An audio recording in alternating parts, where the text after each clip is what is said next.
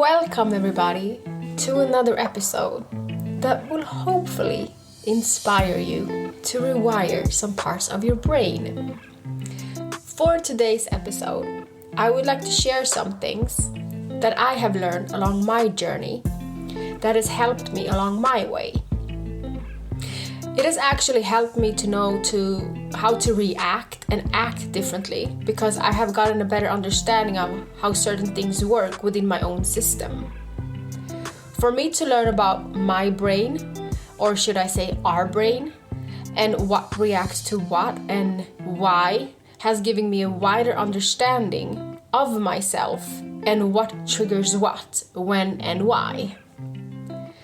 There has been two great teachers that has given me a lot of knowledge within this field, and one of them is Dr. Joe Dispenza, and the other one is Bruce H. Lipton. These two men are extremely knowledgeable and intelligent within their field. I have learned a lot from them, and everything I have learned through them has inspired me to record this episode. All their teaching has given me a better insight of the amazing body we all have and what greatness that we can all do with it. I am so thankful for all people out there sharing their wisdom and understanding and knowledge, as this benefits all of our own perspectives, as we can start to question everything that we have been taught and learn new things and ways, and get better understandings of who and what we are. I have learned to become so grateful for my temple and how much it does for me on a regular basis without me actually being aware of it. Our brain and bodies are very fascinating to me. So I thought that maybe some of you out there will think so too after this episode, and that you will find this information useful just as I have. Because our bodies and brains are so amazing. It's its own machinery that does wonders for you regularly, automatically, without you even have to ask or order it to. And the better understanding and knowledge you have about your own body, mind and soul, I do highly believe that you are better equipped to be able to take care of it in the best possible way for your own well-being. Your emotions are connected to your experiences and memories, and that become the end product of your past experiences. And your brain is a record of the past. Many of us today keep reliving the past without really being aware of it. And the majority of us are not being present within the present moment. I can speak for myself when I say that I actually thought I was aware within the present moment, but I actually really had no idea just how present I could be until I started to pay attention to my awareness and work on my presence. How you think and how you feel on a daily basis creates your state of being. Everything starts with you. Everything starts inside of you. Every change you seek must take place inside of you before it can take place outside of you. This is a concept that many of us have backwards, as we seek solutions and changes outside of us when it all must take place inside of us first. How many of you wake up each day and consciously create your day and future? How many of you actually believe that the way you think has some effect on your life? And how many of you keep reliving the same day from day to day, having the same routines, being around the same crowds and people, visiting the same places, and so on? When you more or less repeat the same day over and over each day, do you think that your brain will change anything at all from day to day? Did you know that you have 60 to 70,000 thoughts each day, and that 90% of those thoughts are the same as you had the previous day?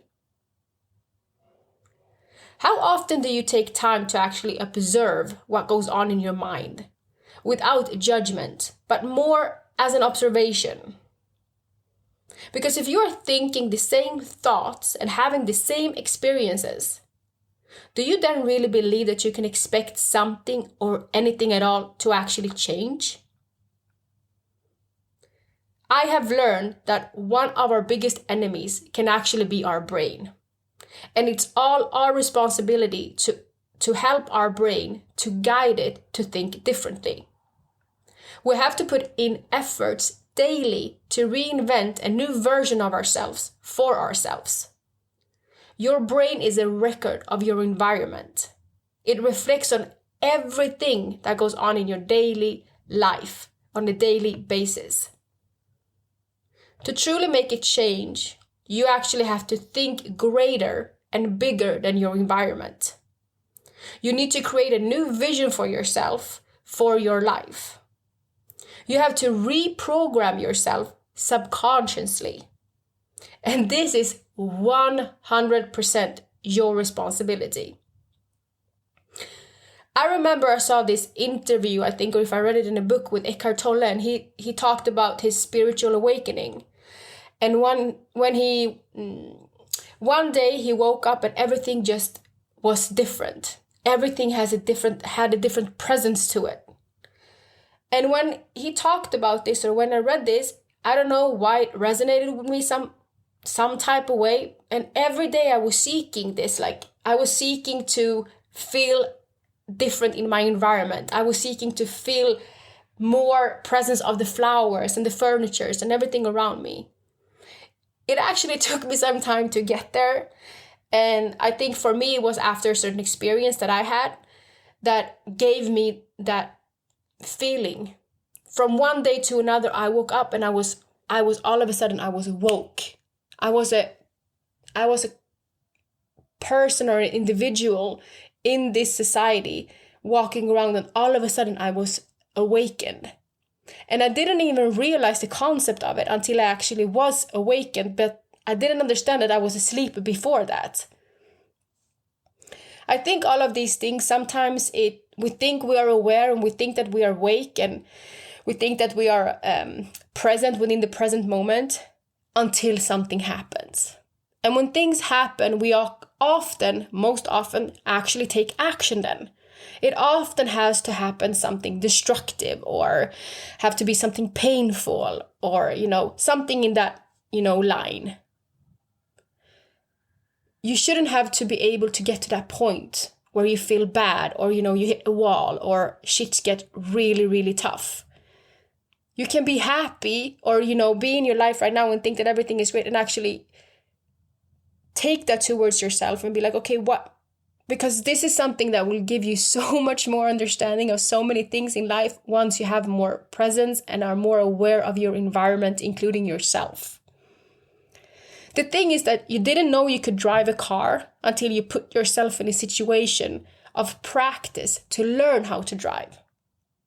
And once we decide to learn something new, we actually have to stay consistent within the action. And that oftentimes means breaking a habit of being ourselves so that we can evolve and bloom a little bit different. With evolvement comes a wider perspective, and that creates a different reality. So many of us just go with the flow of the day without really deciding what we like to get out of the day. Things will most often then remain the same. I do honestly think that the majority of us are more controlled by the day rather than us controlling our day. We go on autopilot because that is the only state we are aware of until we discover something else. In this case, I do actually think a vision board is a good way for you to actually invest in your own self. Sit down and dedicate an hour or two to your own self and your own life. What would you like to accomplish? Without being influenced by the social norms or your cultures or your parents, what would you like for you? Are you satisfied with the life you're living right now? If not, what changes would you like to have made? How is your relationship and friendships in your life, and how would you like them to look? The more detailed you are about how you would like to live your life and what you would like your relationship to look like, and where you would like to live and how you would like to live, the more equipped you will be to actually manifest and create a life that you dream of. And listen here, there are no limits. The only limits you have are the ones that you set upon yourself. So dare to dream big and imagine how your life could be. Connect to your emotions to it. Close your eyes and play it in your head like a movie. Because even if you can't smell it, or touch it, or feel it, or even clearly see it just yet, keep on visualizing it. You are pulling it closer and closer to you for each day that passes by, that you connect with it. Make your vision alive in your mind. Imagine your vision enough times in your mind so that your mind starts to look like the event has already happened. And then that is what you will create for yourself. Even neuroscience says that this is possible. That is absolutely amazing. Wouldn't you agree? I know I would. Can you even bear to wrap your head around that fact? So you then understand that you shouldn't ever, under any circumstance, underestimate your own mind and what powers you behold for your own future. Your personality creates your personal reality. And your personality is made up of how you think, act, and feel. So to all my lovely listeners out there, if you want to change your reality that you're currently living in, you have to change your way of thinking. You would have to change your behaviors, your habits, as well as your emotions. You have to be the boss of your emotional state and not let anyone else or any circumstance be able to control you. I know it sounds so much more easier than it actually might be, but with practice comes improvement. Many of us have the same programs running in our minds from day to day. And once we become aware of the power of our mind and can start to pay attention towards our thoughts without judgment, we can then start to consider to change certain thoughts toward thoughts that will make us feel better and drive us to the lifestyle we would like to live. Every single change, everything always starts inside of you. Knowledge and information expands your mind and makes a new connection in your brain. This is the way to change the sequence and thought patterns in your brain. By making new connections in your brain, you are forging new connections. So by learning, you are forging new connections in your brain. That is so dope.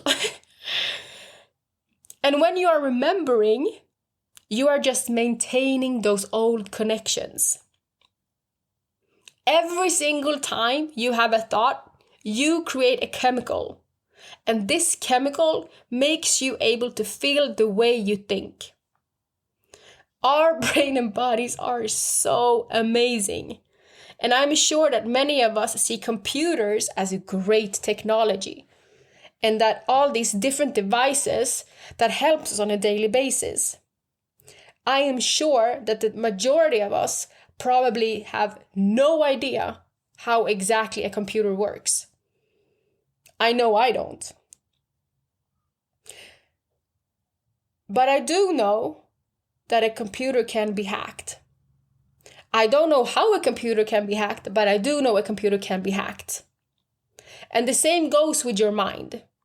You don't know yet that your mind can be hacked, but I am here to inform you that it can. You can hack your own system and program it differently so that when your own program runs, it runs in favor of you. Let me put this in perspective for you. A habit is when your body is the mind. It's on autopilot. When you are able to feel the way you think, since our brain is in constant communication with the rest of our body, you will begin to think the way you feel. Your thoughts are the language of your brain, and your feelings are the language of your body. A big part of who you are, it's a setup of conditions of memorized behaviors, emotional reactions, belief systems, perceptions, programs, and attitudes. They run you on autopilot like a computer program. 5% of your mind is conscious, and that 5% has to work against 95% of your mind that is subconscious. It is all up to us as individuals to recondition the body to a new mind. So many of us has memorized suffering and trauma, and we have this trapped around in our body and mind. I am sure that you don't want your familiar past to become a familiar, predictable future. To change this, you must hack your own system and get beyond your so-called analytical mind. The analytical mind is what separates the conscious mind from the subconscious mind. And to hack your own system, you can create habits that will be beneficial towards you. And by meditation, you can actually hack your own mind. Dope! Like everything else, this takes practice. But you can actually change your brain waves through meditation. You can slow your brain waves down with the practice of meditation. And when you can do this properly, you will be able to enter your own operating system where you can begin to make some life-changing changes. We all have 5 different brain waves: gamma, beta, alpha, theta, and delta. Gamma waves are the fastest brain waves, and these waves occur when different brain regions fire in harmony. Dr. Joe Dispenza called these brain waves superconsciousness. These waves gives heightened perception and integration. It offers you peak focus and is a great wave for insight. It's the wave of expanded consciousness. Beta waves, which are the waves we produce when we are alert, concentrated, and in a thinking state. These waves offer cognition and excitement. Alpha waves offer relaxation and has been shown to reduce stress and anxiousness. Alpha waves are great when meditating, when you want to visualize and manifest a different dream life for you. Because alpha waves is the imaginary world, where the inner world is more real than the outer world. They are great for visualization, creativity, and learning. Alpha waves also allows people to maintain more focused. Theta waves can be reached when you allow your body to fall asleep, but your mind is awake. When your body is asleep, that means that it's no longer the mind, which means that instantaneous change can take place. Theta waves are strong during internal focus, meditation, prayer, and spiritual awareness. Delta waves, these are the slowest of all brain waves.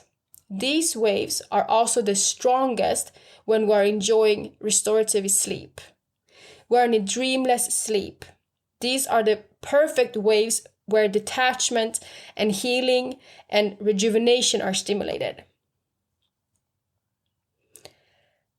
Beta and alpha waves represents the conscious mind. Alpha, theta, and delta represents the subconscious mind. And gamma is superconsciousness.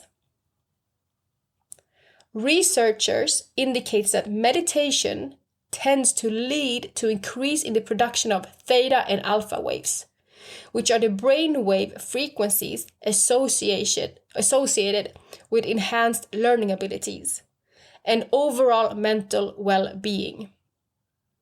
Regular meditation has been shown to increase alpha waves, and that reduces the beta waves, which is the waves of active thought and learning.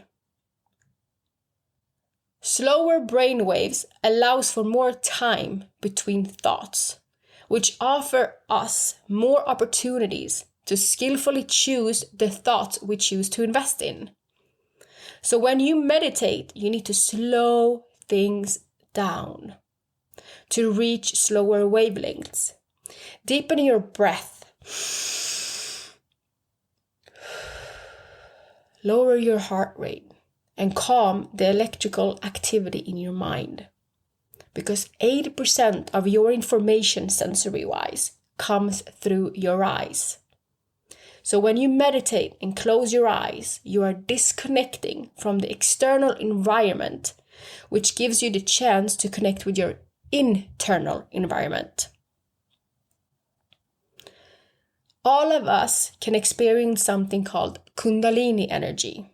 And when this happens in our bodies, there is a little gate in the brainstem called the thalamic gate. When that gate opens up, that energy begins to move right into the pineal gland. And the pineal gland can release electromagnetic energy.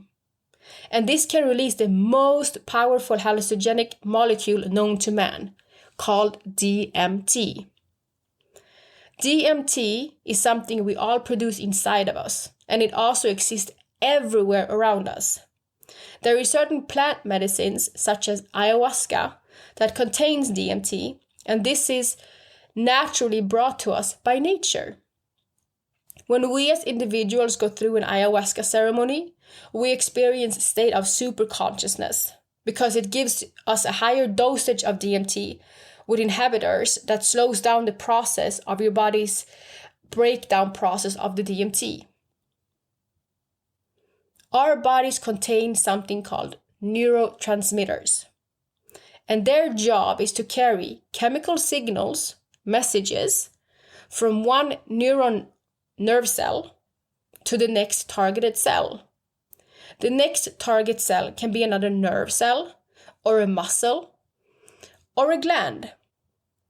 Our body have a vast network of nerves that sends and receives electrical signals from nerve cells to their targeted cells, all over our bodies. Our nervous system controls everything from our mind to our muscles and all our organ functions. Nerve cells are involved in everything we do, think, and feel. Our nerve cells send and receive information from all our body sources. We have a part in our brain that is called neocortex, and that equals our thinking brain, where awareness exists. There are different neurotransmitters. We can put them in groups. Some of our most commonly mentioned belongs to monoamines, and these neurotransmitters play a lot of different roles in our nervous system, and specifically in our brains. Monoamines neurotransmitters regulates consciousness, cognition, attention, and emotion. I am sure that some of you have heard about serotonin and dopamine. Serotonin, for example, is what gets you up in the morning. It's the daytime neurotransmitter. And the moment the brain begins to fire serotonin, you begin to pay attention to your outer world. It also stabilizes and regulates your mood. It improves your sleep patterns and manages your emotions, appetite and sexuality, and even your digestion. If you would like to help your body produce more serotonin, you can meditate and you can do yoga and spend time in nature. Or if you don't have nature nearby, listen to nature sounds. Spend as much time as you can, if you have the opportunity, in the sun. And take your D vitamins. Or spoil yourself with some infrared sauna and a massage. Go for a hike. Listen to calm music. And most importantly, think positive thoughts. Dopamine is the wonderful feel-good hormone. It plays a role in our body's reward system, which includes feeling pleasures. Dopamine helps with your focus and concentration, and also memory and sleep. Helps with your mood and your motivation. To increase your beloved dopamine levels, you can listen to upbeat music and dance, shake what your mama gave you, eat a protein-rich diet, exercise, which is good for everything that has to do with your health and overall well-being. Complete a small task. Meditate. Spend some more time in the sun and eat some dark chocolate. I am sure many of you have heard about endorphins. And endorphins are a peptide neurotransmitter. It's our body's natural pain reliever. It reduces stress and boosts feelings of pleasure and physical well-being. If you would like to activate or release more endorphins, go and get yourself some good exercise and have some good sex. Laugh, burn essential oils, dance, be creative, and vent about stressful situations. And once again, eat some more dark chocolate. Speaking of dark chocolate, let me introduce our well-known love hormone, oxytocin. Oxytocin is both a neurotransmitter and a hormone. Hormones travel through the body and act on cells. Electrical signals in our brain and nerves causes chemicals called neurotransmitters to release and act on other brain and nerve cells. And oxytocin does both. Oxytocin is responsible for the warm, fuzzy feelings that encourage us to bond with others. So the next time you see an animal, pet it if you don't have one of your own. Do good deeds without any agenda or expectations. And hug someone. Talk to a loved one.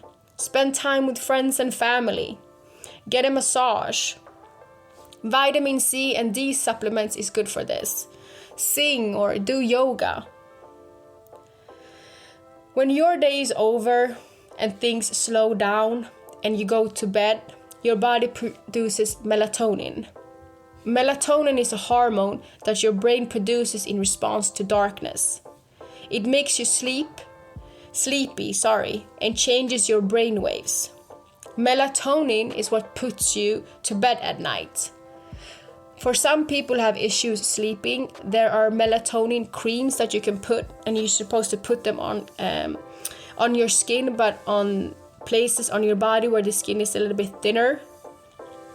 So maybe on the back of your knees or arm, on your, what do you call it? Your wrists. And this can actually help you to produce more melatonin. Because a lot of people of us are stressed, and when we go to sleep, our mind tends to go 100 miles an hour. So it's really, there are some tips and tricks to help you to calm your mind and to produce more melatonin naturally. And that will help you to go to sleep. To do some breath works and listen to calm music before you go to sleep is a good thing I recommend. Don't look at your phone. Stay away from the screen. Try to stay away from your screen at least 1 hour before bedtime. We have so much more neurotransmitters and hormones, and the ones I have mentioned above, I just think that these ones are the most common ones for people to recognize. We have these wonderful doctors and educators and scientists that share all this insightful information with us. With everything from information about our bodies and brains to how the universal law works from our understandings that we actually have today. There is so much information and knowledge one click away. So I do understand how it all can become very overwhelming at times. But I can't stress this enough. What we give our time and energy to grows. What we feed ourselves with is of importance for our own self-sufficiency. So what you look at and what you take in, what you feed your brain with, is of high importance for your own well-being. And as you all can understand, we all have an organized brain and body. The human body and brain is beautifully complex. Although each body system performs a different role, all the system actually works together to keep the entire body healthy. Learning how these systems interact can help us understand how food and exercise and disease affect more than just a single system. Our bodies does wonders for us that we can't even grasp the understanding of until we start to learn about the way our system works and what beautiful universe we all behold inside of us. There is so much more to know about our brains and bodies. I haven't even scratched the surface here. But I do hope that this episode sparks some curiosity and interest in you to actually take some of your quality time to reflect and have a willingness to learn more about your own body and mind. The more you are aware of your whole being, the more you can be in control in all aspects. To finish this episode strong, I would like to share some wise words from our beloved and intelligent Joe Dispenza. Your thoughts are incredibly powerful. Choose yours wisely. Namaste.